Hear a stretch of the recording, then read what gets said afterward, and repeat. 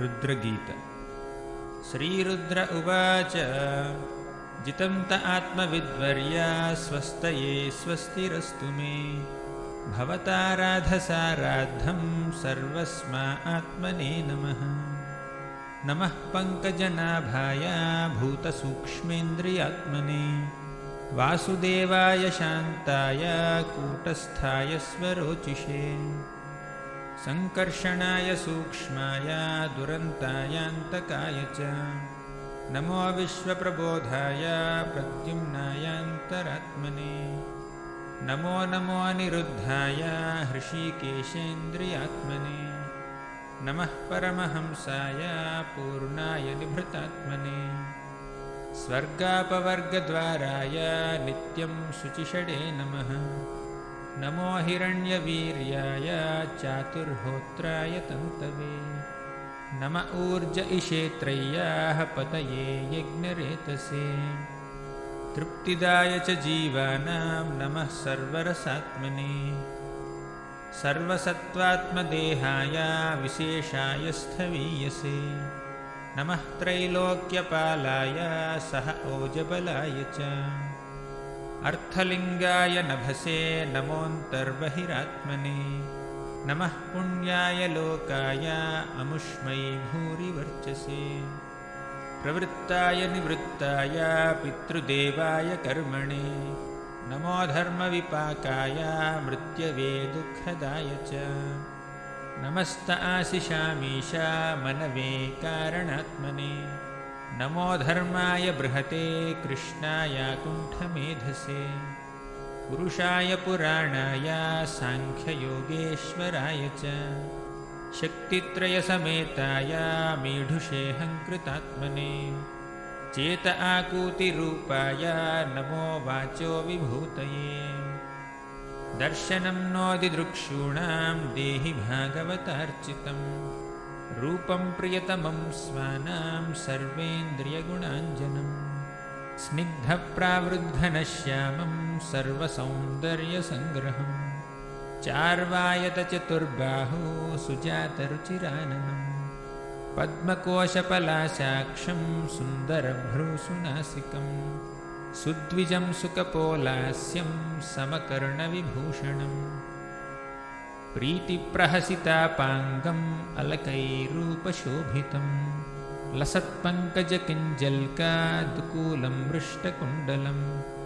स्फुरत्किरीटवलयाहारनूपुरमेखलं शङ्खचक्रगदापद्मामालामण्युत्तमर्धिमत् सिंहस्कन्धद्विषो बिभ्रत् सौभगग्रीवकौस्तुभं श्रियानपायिन्याक्षिप्ता निकषास्मोरसोल्लसत् पूररेचकसंविघ्ना वलिवल्गुदलोदरं प्रतिसङ्क्रामयद्विश्वं नाभ्यावर्तकभीरया श्यामश्रोण्यधिरोचिष्णो दुकूलस्वर्णमेखलं समचार्वाङ्घ्रिजङ्घोरू निम्नगानसुदर्शनं पदाशरत्पद्मपलाशरोचिषा नखद्युभिर्नोऽन्तरघं विधुन्वता प्रदर्शयस्वीयमपास्तसाध्वसं पदं गुरो मार्गगुरुर्तमोजुषाम् एतद्रूपमनुध्येयम् आत्मशुद्धिमभीप्सतां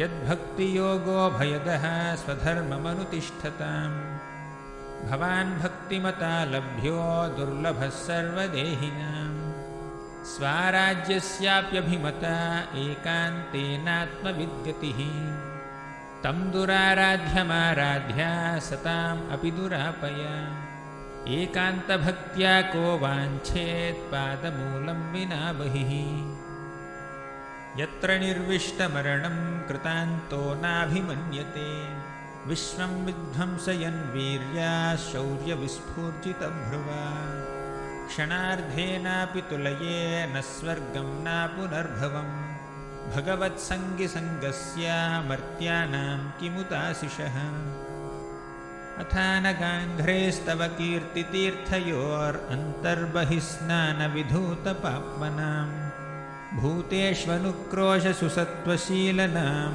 स्यात्सङ्गमोऽनुग्रह एष नस्तव न यस्य चित्तं बहिरर्थविभ्रमं तमोगुहायां च विशुद्धमाविशत्। यद्भक्तियोगान् गृहीतमञ्जसा मुनिर्विचष्टे ननु तत्र ते गतिम्। यत्रेदं यजते विश्वं विश्वस्मिन् अवभाति यत् तत्त्वं ब्रह्म परं ज्योतिराकाशम् इव विस्तृतम्। यो माययेदं पुरुरूपया सृजद् बिभर्ति भूयः क्षपयत्यविक्रियः। यद्भेदबुद्धिः सैवात्मदुःस्थया त्वमात्मतन्त्रं भगवन् प्रतीमहि। क्रियाकलापैरिदमेव योगिनः श्रद्धान्विताः साधु यजन्ति सिद्धये। भूतेन्द्रियान्तःकरणोपलक्षितं वेदे च तन्त्रे च त एव कोविदाः। त्वमेक आद्यः पुरुषः सुप्तशक्तिः तया रजः सत्त्वतमो विभिद्यते। महानहं खं मरुदग्निवार्धराः सुरर्षयो भूतगणा इदं यतः। सृष्टं स्वशक्त्येदमनुप्रविष्टश्चतुर्विधं पुरमात्मांशकेन। अथो विदुस्तं पुरुषं सन्तमन्तर्भुङ्क्ते हृषीकैर्मधुसारगम्यः।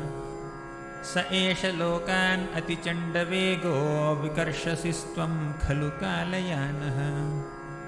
भूतानि भूतैरनुमेयतत्त्वो घनावलीर्वायुरिवाविशह्यः। प्रमत्तमुच्चैरिति कृत्य चिन्तया प्रवृद्धलोभं विषयेषु लालसम्। त्वमप्रमत्तः सहसाभिपद्यसे क्षुल्लेलिहानो हिरिवाघुमन्तकः। कस्त्वं पदाब्जं विजहाति पण्डितो यस्तेवमानाव्ययमानकेतनः। विशङ्कयास्मद्गुरुरर्चति स्म यद्विनोपपत्तिं मनवश्चतुर्दश। अतत्त्वमसि नो ब्रह्मन् परमात्मन् विपश्चिता। विश्वं रुद्रभयध्वस्तम् अकुतश्चिद्भयागतिः। हरे कृष्ण कृष्ण कृष्ण हरे हरे। हरे राम राम राम हरे हरे।